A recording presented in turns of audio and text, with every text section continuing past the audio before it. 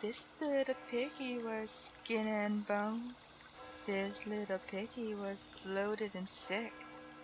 This little piggy had a taste of bemoan. But this little piggy I would eat in a tick. You want to know what's weird about this place? Tony asks as he warms his hands over the fire. He's the only one not roasting a marshmallow, which is a given since he threw his stick into the campfire after burning 3 of the gooey confections in a row. He never was much of a cook, but seriously, that took a special level of culinary incompetence. Still, the trip is going well, all things considered. It's good to get out of the suburbs and back to nature once in a while. Or just goof around in the forest. It's all good. The town of Kentsport is the closest inhabited site, and even that place seemed appropriately sleepy.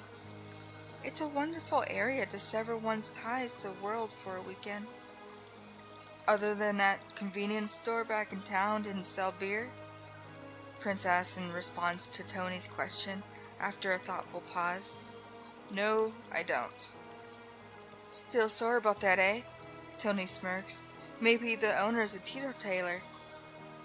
Anyway, what I was actually getting at was the story parents tell their kids to keep them from sneaking out and playing in the woods at night. Let me guess. A boogeyman variation? You speculate. Yes, but no. More like a variation on the story of that rugby team that crashed and had to eat their dead. Only even more messed up. Oh, you're not just making this up as you go along, right? You sigh, hoping the answer isn't the affirmative. You're all a little too old to be telling ghost stories around the fire, even if you do secretly still adore cheesy tales of ghosts and guts. No, really. Apparently it actually happened, although I have no doubt that some details may have been exaggerated over time, as these things tend to. At that point, a sudden rustling and snapping of twigs rings out in the brambles to your left. What do you think it is? Cannibals? You ask sarcastically. I ain't afraid of no cannibals. What if it's a black bear or a... Prince trails off when the 4th member of your group, Leonard, emerges from the briars. It does make sense it would be him, since he did by way of fact tell everyone he was getting up to go take a piss. Well, now that we're all here, I suppose I can begin the story, Tony says, cracking his knuckles. Story? What story? What'd I miss? Something interesting? Leonard asks as he sits himself back down on his log. Shut up and I'll be able to tell you. Anyway, ages ago there was a Boy Scouts camp in these forests. At the end of one summer, the bus that was supposed to carry a certain cabin scouts back to the city or whatever got lost in the back roads during a rainstorm. And then to make matters worse, the thing crashed due to a combination of the poor conditions and an inebriated driver, totaling the whole thing. This was before cell phones or anything like that had come along, and it was just a decommissioned school bus, so it didn't have a CB radio or the like. A dramatic pause seems to be what Tony is going for, as he transitorily stops talking, but it comes off more like an awkward silence, so he hurriedly resumes. An owl hoots in the distance, as if in mocking retort to his mediocre skills as a storyteller. After their supplies went in the first week, a few of the campers snuck away from the bus to try to get to Kentsport on foot.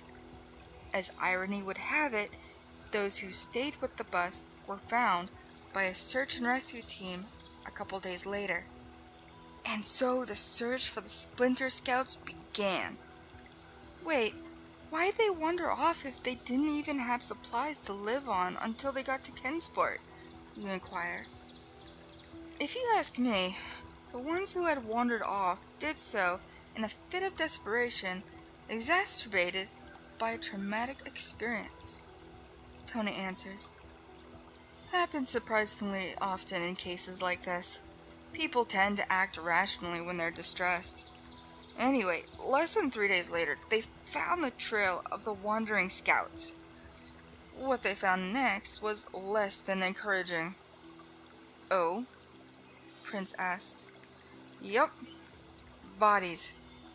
The first few were victims of starvation or injuries and infection, as you'd expect, but the last 4 they found, the ones deepest into the woods, had human teeth marks on the bones, which had incidentally been boiled to get every last scrap of meat off. Despite his clumsy handling of the subject matter earlier, at present, Tony actually comes across as quite chilling, although it may just be the subject matter. After all, it does sound like it could be real so far. The only camper they never found any trace of was Branson Finn. People who knew him would say that he was a quiet boy, polite, earnest, a good work ethic, and a complete conformist who would cry if one of the other kids offered him a beer or a joint. Yeah, plenty of kids like that in the Boy Scouts. Finn was no different. He had suffered from anorexia and bulimia his whole life. Poor bugger. Tony lowered his eyes, possibly out of respect, possibly out of plain fatigue. It is getting late after all. Suddenly, he starts, seeming to remember a very important part of the story. Sure enough, he resumes his tale after getting his thoughts together. Actually, wait, I forgot. They did find one piece of evidence, apparently left by Branson Finn himself. A note next to a rope bridge that had been cut off, as if to deter pursuers. You want to know what the note said? Without waiting for your response, Tony brings his eyes up to meet yours and speaks through a leering grin. I'm full.